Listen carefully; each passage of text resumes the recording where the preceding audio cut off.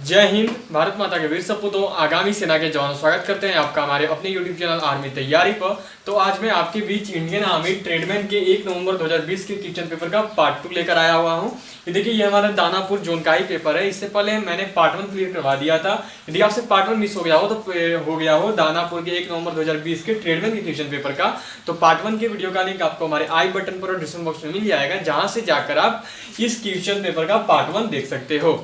और देखो, ये जो हमारा अभी पेपर चल रहा है, तो अगर आपको सिलेबस जानना हो ट्रेडमैन का कि ट्रेडमैन का सिलेबस क्या होता है, तो ट्रेडमैन के सिलेबस का भी लिंक मैंने आपको अभी आई बटन पर और डिस्क्रिप्शन बॉक्स में अवेलेबल करवा दिया है, जहां से जाकर आप ट्रेडमैन के सिलेबस को एक बार डीपली तरीके से जान सकते हो, समझ सकते हो।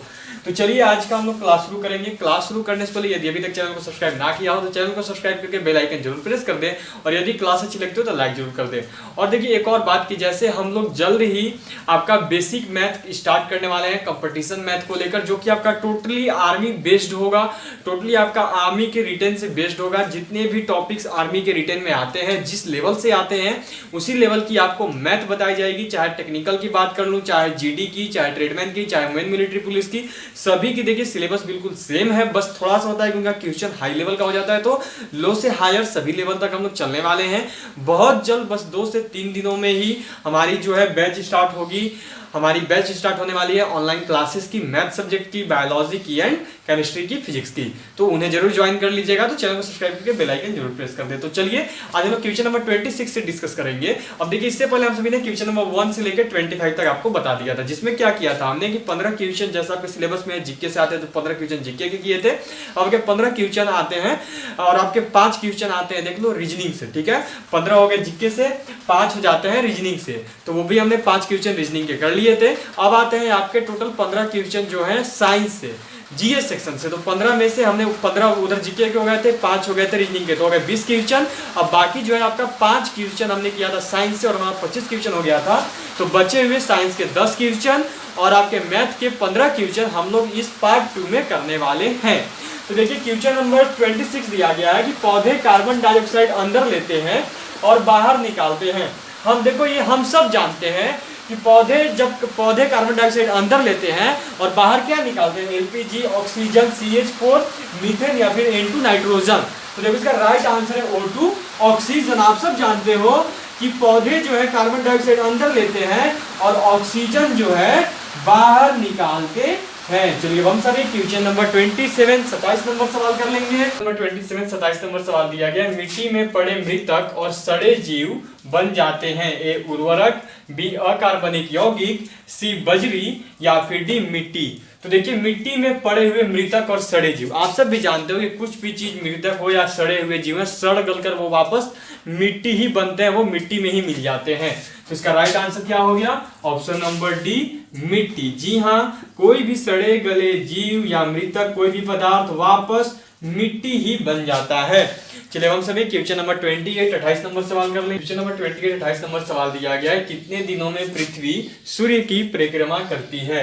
ए 365, बी 180, सी 24 या फिर सी 30 या फिर डी 24। अब देखो, बोला गया है कि कितने दिनों में पृथ्वी जो है सूर्य की पूरी एक चक्कर लगाती है, एक परिक्रमा करती है।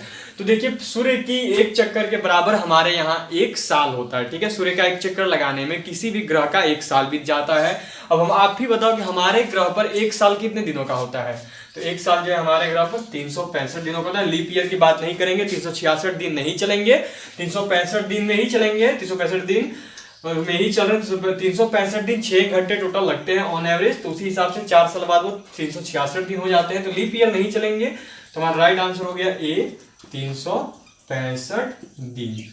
चलिए, हम सभी क्वेश्चन नंबर 29 नंबर सवाल कर लेंगे। 29 नंबर सवाल दिया गया है, मानव शरीर में हड्डियों की संख्या कितनी होती है? बताना है कि मानव के शरीर में हड्डियों की संख्या कितनी होती है? ए 256, बी 206, सी 105 या फिर डी 196। तो देखिए, मानव शरीर में कुल हड्डियों की संख्या जो है 206 होती है। कितनी होती है? तो ऑप्शन नंबर बी 206। चलिए, हम सभी क्वेश्चन नंबर 30 नंबर सवाल कर लेंगे। क्वेश्चन नंबर 30 नंबर सवाल दिया गया, मानव शरीर में सबसे बड़ी ग्रंथि कौन सी है? ए थायराइड, बी अधिवृक्क, सी जिगर या फिर डी पीयूष ग्रंथि। तो देखिए, मानव शरीर में जो सबसे बड़ी ग्रंथि है वो है आपका जिगर।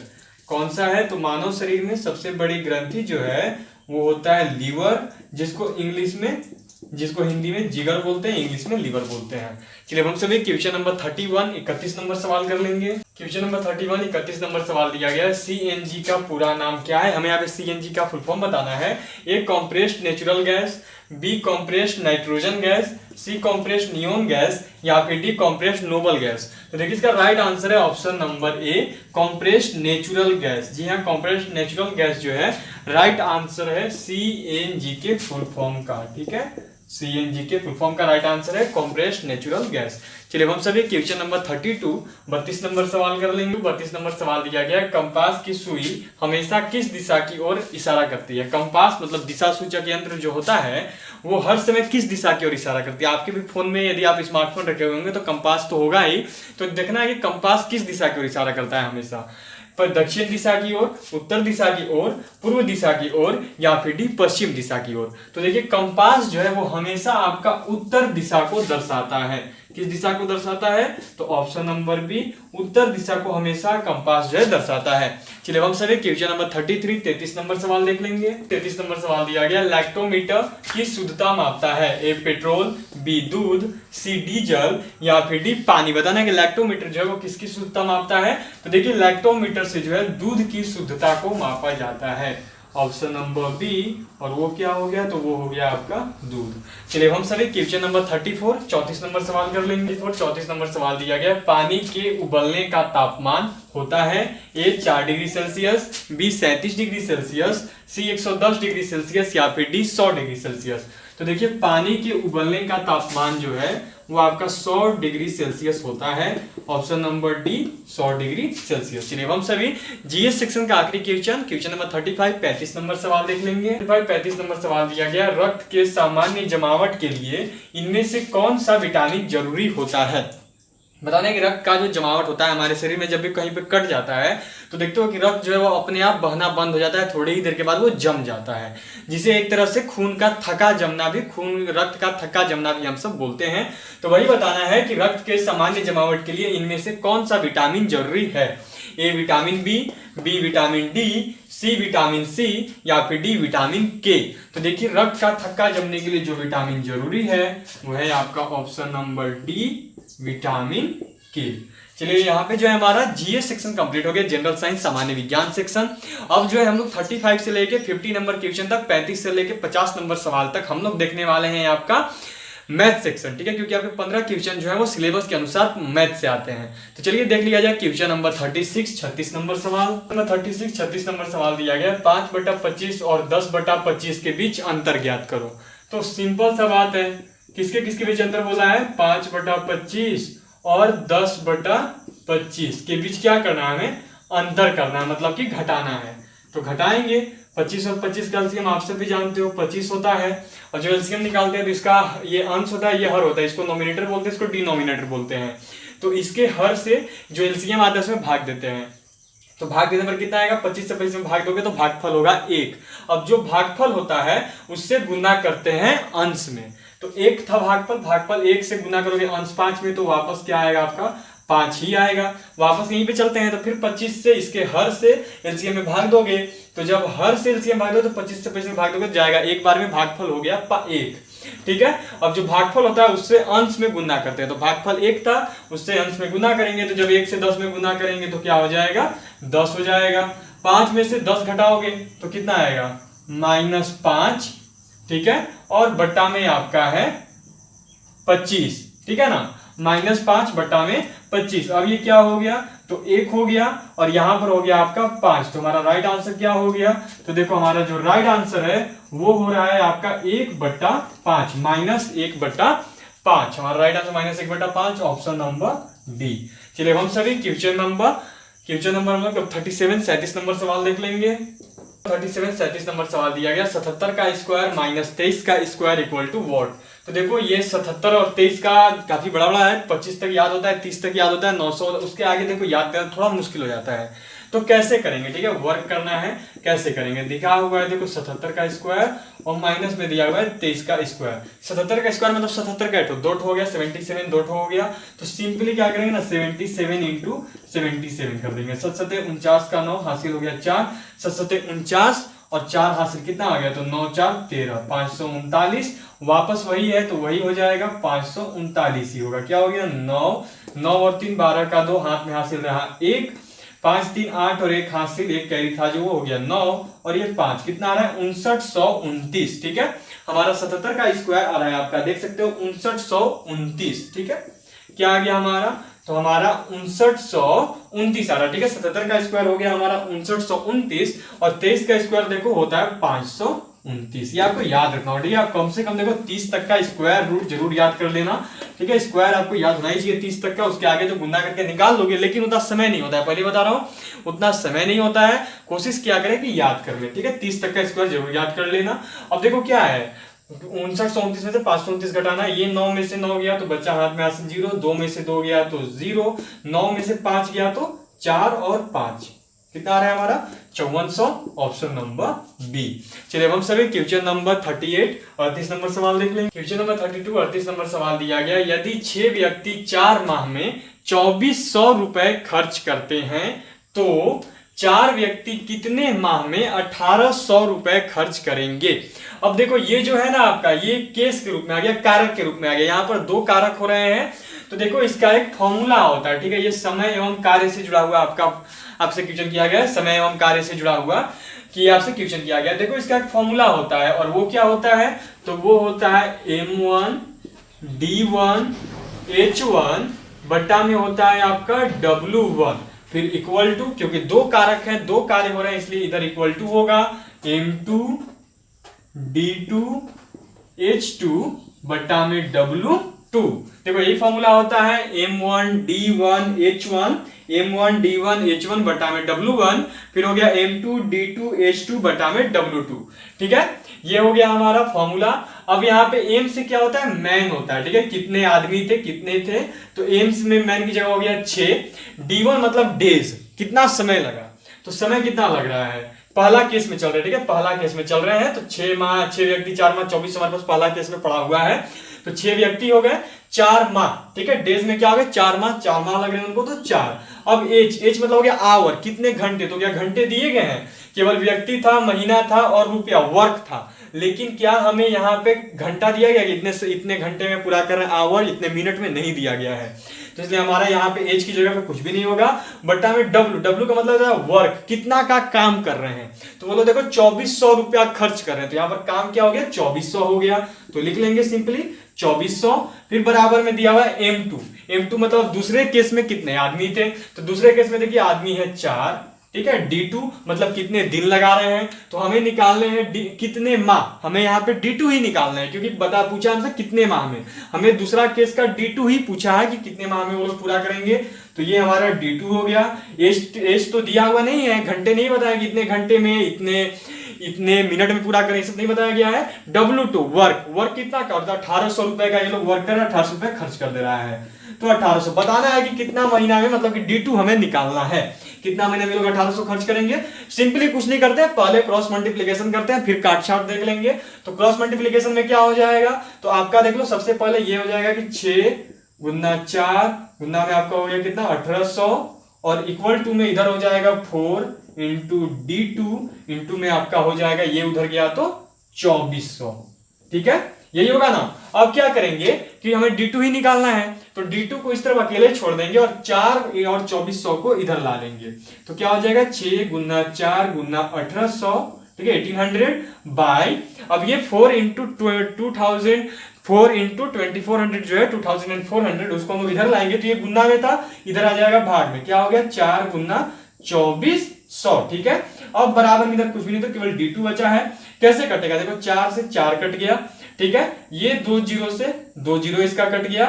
ठीक है, अब क्या हो रहा है, तो 6 से 24 कितना बार में जाएगा, 4 बार में जाएगा, ये रहेगा ना। 6 से 24 हमारा कितना बार में जाएगा, तो देखो 6 से हमारा जो 24 है वो चला जाएगा आपका टोटल 4 बार में। ठीक है, तो हमारा बच कितना रहा है, तो हमारा देखो इधर हो गया D2 इक्वल टू क्या बच रहा है 18/4 बच रहा है, तो हो गया 18/4। ठीक है, अब देखो इसका क्या होगा, ये क्या होगा आप सब देख सकते हो, ये जो आपका चल रहा है अब जिस फॉर्म में, तो ये क्या हो जाएगा आपका, देखो 4 से 18 में भाग देंगे, तो 4 से 18 बार में कितना बार में भाग दिया जाएगा, तो 4 चौका 16 का 6, हासिल रह गया हमारा 2। अब क्या करेंगे कि 2 में एक दशमलव बैठा, उधर दशमलव बैठा देंगे तो 4.5, 4 25 20 होता है, तो 4 से कटेगा 18, 4.5 बार में, तो हमारा राइट आंसर है 4.5, 4.5। एक बार आप क्या करो कि 4 से 18 को भाग देकर देख लो। 4 से देखो 2 बार में दूंगा, हाँ 4 से 4 बार में दूंगा तो चल चुका, कितना हो गया 16 हो गया, बच रहा है 2। अब इसे पूरा काटना है तो यहाँ पे जब एक दशमलव बैठाऊंगा तो ये हम एक जीरो लगा सकते हैं। एक दशमलव बैठाने के बाद सिंपली हम लोग एक जीरो लगा सकते हैं, तो लगा दूंगा और 4 25 हो जाता है आपका, देख लो 20, ये कट जाएगा। तो सिंपली क्या हो गया हमारा 4.5 हमारा जो है राइट आंसर आ रहा है, ऑप्शन नंबर डी। चलिए हम सभी जो है क्वेश्चन नंबर 39 नंबर सवाल देख लेंगे। क्वेश्चन नंबर 39 नंबर सवाल दिया गया, त्रिकोण के तीनों कोणों का योग क्या है। बताना है कि त्रिकोण जो होते हैं, त्रिकोण मतलब क्या, सिंपली समझ सकते हो त्रिभुज, क्योंकि त्रिभुज में ही 3 कोण होते हैं। अब देखो त्रिभुज का एक कोण जो है वो 60 डिग्री के बराबर होता है, तो दूसरा कोण भी 60 डिग्री बराबर हो गया और तीसरा कोण भी 60 डिग्री बराबर हो गया, तो 60 60 60 कितना हो गया, तीनों कोणों का योग।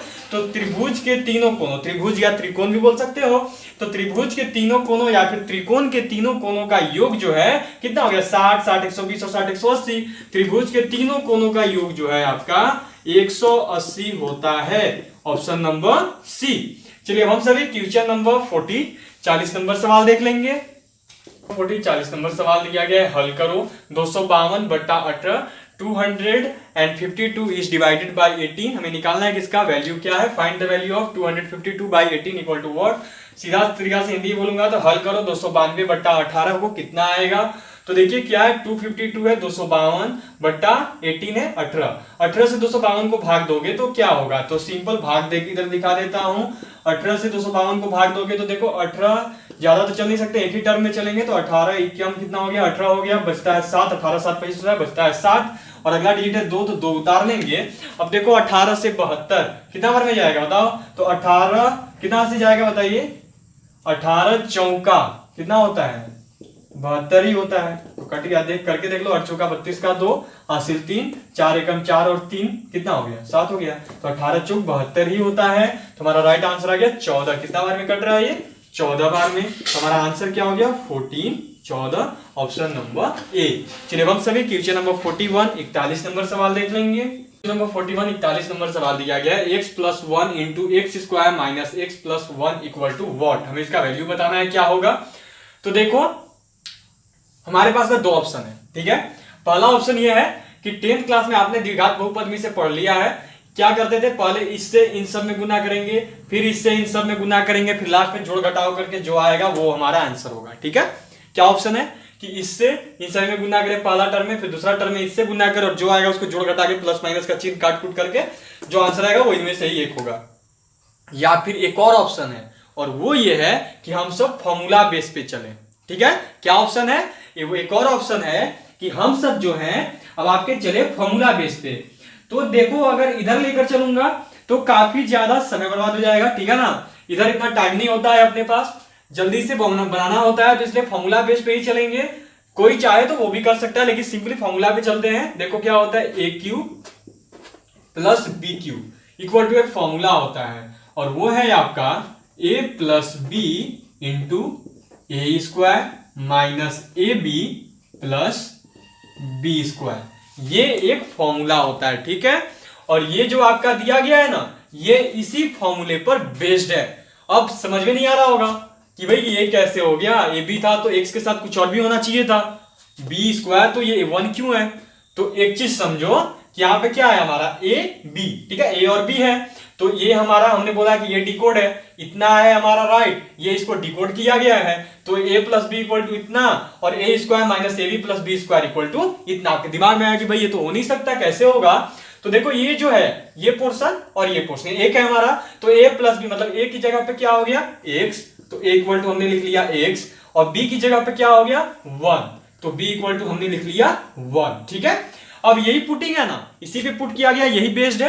अभी समझा रहा हूं, राइट आंसर नहीं आ रहा है, समझा रहा हूं। देखो इस पे बेस्ड किया गया है, क्या हो गया A कितना है हमारा x, B कितना है 1, तो x + 1 A², A क्या है हमारा x है तो x² - AB, A क्या है x है इंटू B क्या है 1 है तो 1 और प्लस में B², B क्या है तो B 1 है 1 का स्क्वायर, ठीक है।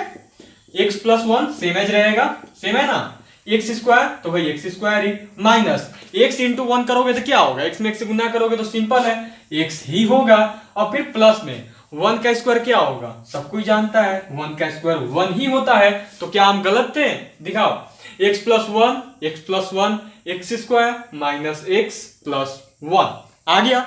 इसका मतलब हमारा राइट आंसर क्या होने वाला है, A Q plus B Q. अब बोलोगे कि A Q plus B Q कैसे होगा, तो चूंकि करके लिख रहा हूं A Q plus B Q, ठीक है, A Q plus B Q. Okay, A की जगह पे हमारा क्या है, ए की जगह पे देख सकते हो हमारा एक्स है, तो मतलब एक्स क्यू और प्लस में 1 का क्यू, तो भाई एक्स का क्यू तो एक्स क्यू हो ही गया, चलो ठीक है, एक्स क्यू। अब देखो 1 का क्यू मतलब क्या, 1 को हम लोग कितना बार गुना करेंगे, 3 बार, 1 गुना 1 गुना 1। अरे भाई 1 को 100 बार भी गुना कर लो, आना तो एक ही है, ठीक है। तुम्हारा राइट आंसर क्या हो गया, ये प्लस में 1, तुम्हारा राइट आंसर है x q plus 1 and it's option number B. चलिए हम सभी क्वेश्चन नंबर 42 42 नंबर सवाल कर लेंगे। तो 43 43 नंबर सवाल दिया गया है, एक समांतर चतुर्भुज का क्षेत्रफल 300 सेंटीमीटर स्क्वायर और ऊंचाई 25 सेंटीमीटर है, तो आधार ज्ञात करें, ठीक है। बोला गया है कि एक समांतर चतुर्भुज का क्षेत्रफल 300 सेंटीमीटर स्क्वायर और ऊंचाई 25 सेंटीमीटर है, तो आधार ज्ञात करें। हमें यहाँ पे आधार बताना है। तो देखो सबसे पहले तो फॉर्मूला देख लो, समांतर चतुर्भुज, ठीक है, समांतर चतुर्भुज का क्षेत्रफल इक्वल टू एक फॉर्मूला होता है, और वो होता है 1/2 इंटू d1 इंटू d2। ये फॉर्मूला होता है, समांतर चतुर्भुज का क्षेत्रफल इक्वल टू फॉर्मूला होता है 1/2 इंटू d1 इंटू d2, ठीक है। अब देखो d1 इंटू d2, तो d1 की जगह आप क्या रख सकते हो, तो यहाँ पे दो चीज, ये नहीं है कि d1 की जगह हम आधार रखेंगे या d2 की जगह ऊंचाई, आप कुछ भी रख सकते हो, या तो d1 की जगह आधार रख लो, फिर d2 की जगह ऊंचाई रख लो, या फिर d1 की जगह ऊंचाई रखो तो d2 की जगह आधार रखो। मतलब आपको आधार और ऊंचाई में चुनना है कि आप किस में रखना चाहोगे, d1 में आधार रखना चाहोगे कि d2 में आधार रखना चाहोगे। जिसमें भी एक में रख लोगे उसका ऊंचाई जो है जस्ट अपोजिट वाले में हो जाएगा। यदि d1 में आधार रखोगे तो d2 में चला जाएगा ऊंचाई, यदि d2 में आधार रखोगे तो d1 में आ जाएगा ऊंचाई। तो हम लोग क्या करते हैं, हमें यहाँ पे ऊंचाई दिया गया है, ऊंचाई को हम लोग रख लेते हैं d1 में, ठीक है। तो 1/2 इंटू d1, d1 हमारा कितना है, तो d1 दिया हुआ है देखो 25 सेंटीमीटर, ठीक है ना, d1 कितना दिया हुआ है 25 सेंटीमीटर, और इंटू में d2 को हम लोग मान लेते हैं आधार, ठीक है। हम लोग ऊंचाई माने हैं d1 को और d2 को माने हैं आधार, तो हमें जो है आधार निकालना है। अब समांतर चतुर्भुज का क्षेत्रफल हमें कितना दिया हुआ था, तो दिया हुआ था पहले से ही भाई 300, ठीक है। सेंटीमीटर स्क्वायर से अभी डिकोड नहीं करेंगे, लास्ट में मार्किंग दे देंगे, ठीक है। चलिए यहाँ पे क्या हो गया हमारा कि इतना आ रहा है, अब क्या करोगे, ठीक है। तो देखो 300, समझे, यहां पे देखो 2 जो है भाग में था, ठीक है, इधर भेजता हूं, किस में आएगा, गुना में आएगा, तो ये 2 हो गया, और अब हो गया आपका 25 गुना में फिर d2, ठीक है। अब 300 गुना 2, अब ये देखो 25 इधर गुना में हमें d2 निकालना है, तो इस 25 को भी इधर ला लेंगे, 25 को भी, तो 300 इंटू 2 बाई में क्या हो जाएगा आपका 25 हो जाएगा, और इक्वल टू हो गया d2। अब क्या होगा, तो 25 से 300 को काटो ना भाई, कितना बार में कटेगा 25 से 300, तो 25 दहिया होता है 25 टेंजा कितना होता है 250, 250 होता है। अब उसमें 2 बार हमें और चलना होगा कि 25 दूना 50, तो 250 तो था, 50 और जोड़ दो तो 300 हो ही जाएगा, मतलब कि 12 बार में, कितना बार में कटता है 25 से 300, 12 बार में। तो हमारा आंसर क्या हो रहा है 12 इंटू 2, 12 गुना 2 equal to d2। Right answer हो गया हमारा d2 इक्वल टू 12 गुना 2, 12 इंटू 2 कितना हो गया, तो 12 2 सा कितना होता है 24 होता है। अब देखो यदि क्षेत्रफल जो है आपका सेंटीमीटर स्क्वायर में है, तो पक्का है आधार और ऊंचाई किस में होगा, सेंटीमीटर में ही होगा। तो राइट आंसर हो गया 24 सेंटीमीटर, ऑप्शन नंबर बी। चलिए हम सभी क्वेश्चन नंबर 44 नंबर सवाल देख लेंगे। 40 नंबर सवाल दिया गया है, 18 के गुणनखंड ज्ञात करें। देखो सॉरी, पिछला जो क्वेश्चन था वो हमारा क्वेश्चन नंबर 42 था, कुछ नंबरिंग मिस्टेक हो गया था हमसे, 41 के बाद सीधा हमने 43 लिख दिया था, वो 42 क्वेश्चन था, ये हमारा 43 नंबर क्वेश्चन है। इसमें हमें 18 के गुणनखंड बताने हैं कि 18 किस किस संख्या से कटेगा।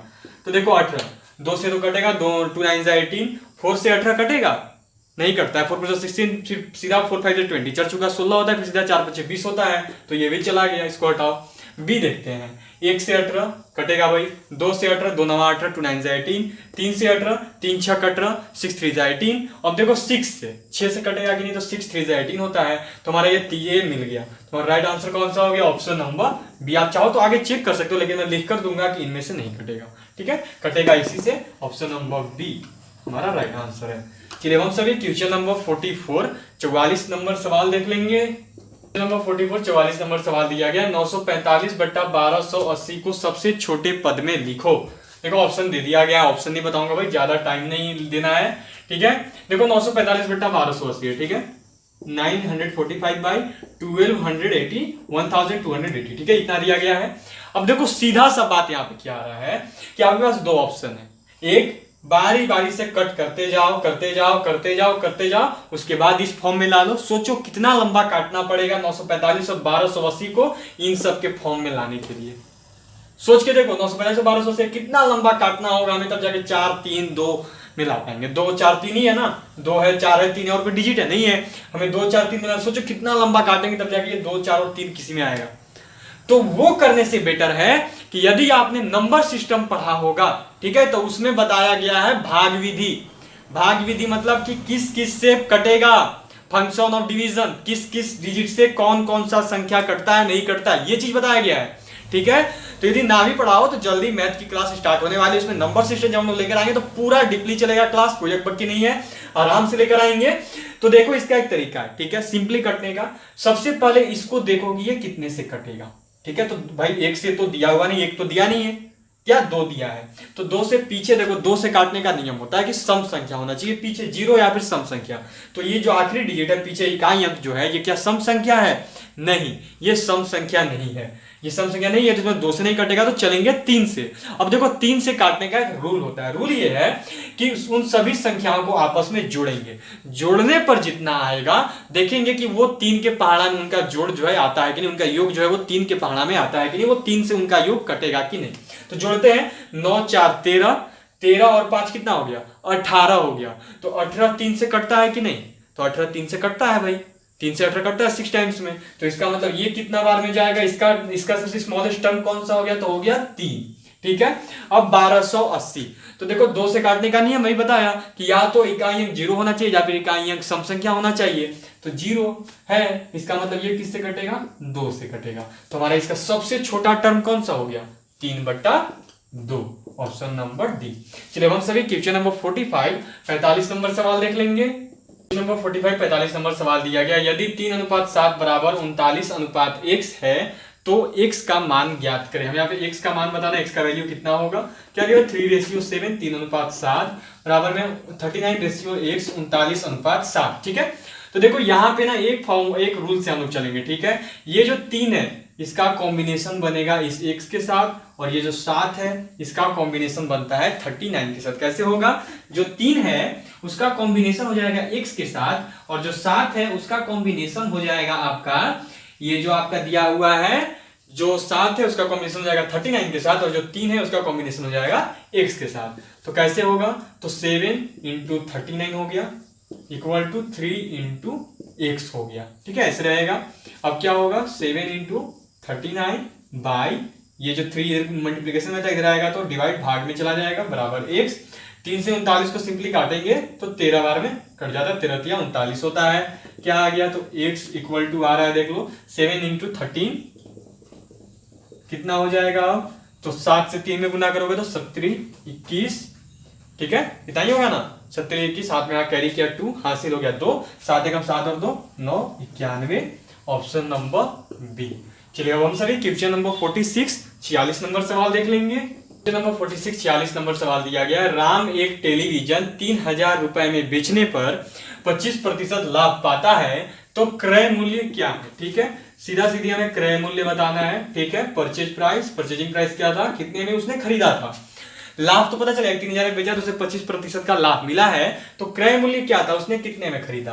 तो सबसे पहले तो देखो वो 100% दाम होगा उस चीज का। ठीक है, उसने जो भी चीज लिया उसका दाम कितना होगा, 100% होगा भाई, यही होगा ना, उस चीज का दाम कितना होगा, 100% होगा, 100 होगा।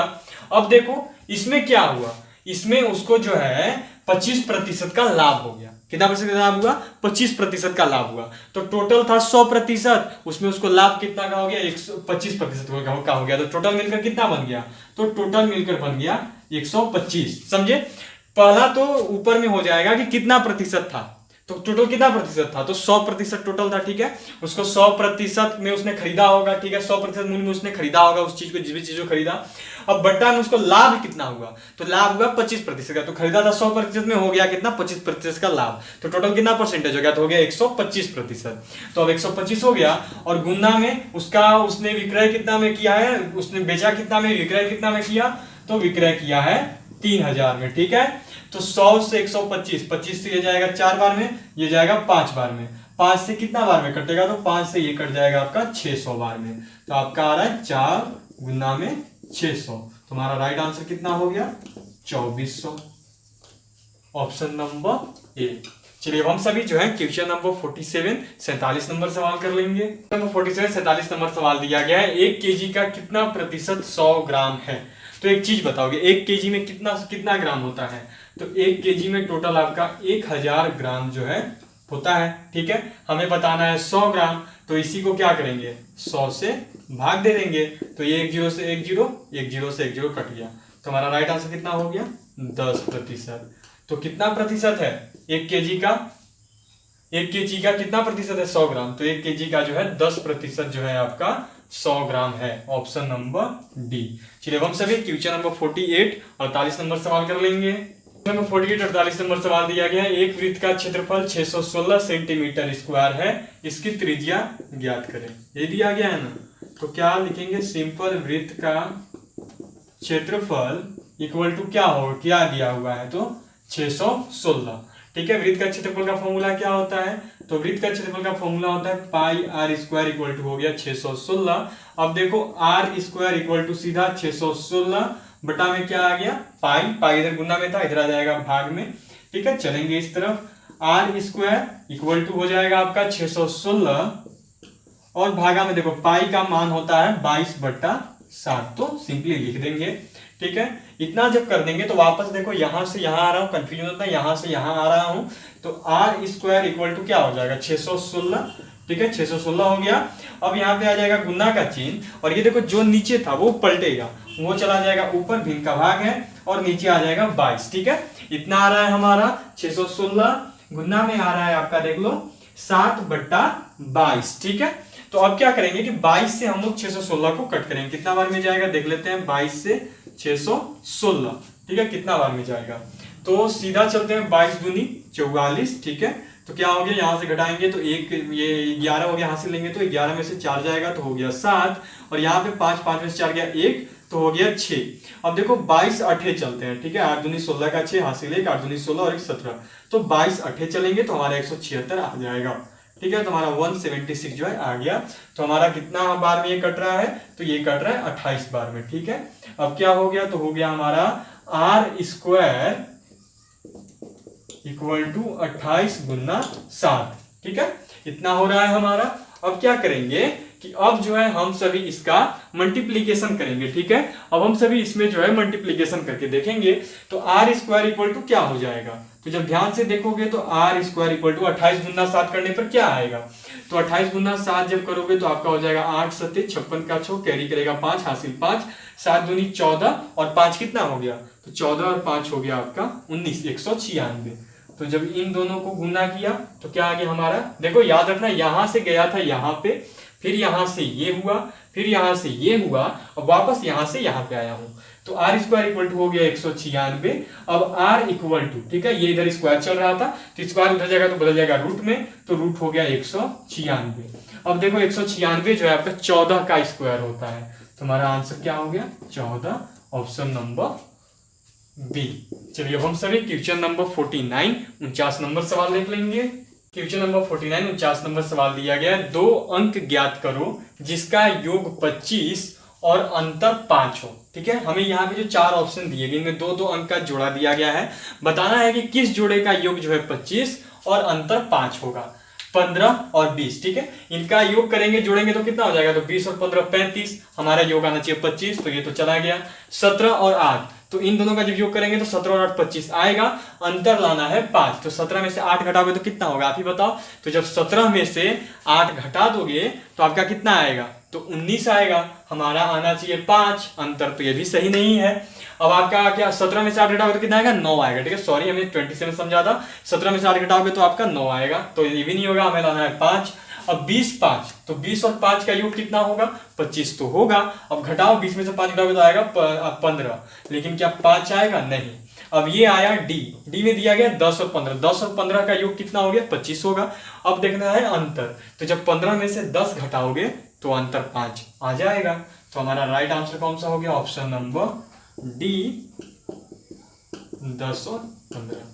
चलिए अब हम सभी जो है आज का आखिरी क्वेश्चन इस 1 नवंबर 2020 के ट्रेडमैन के दानापुर के पेपर का आखिरी क्वेश्चन नंबर 50 नंबर सवाल देख लेंगे।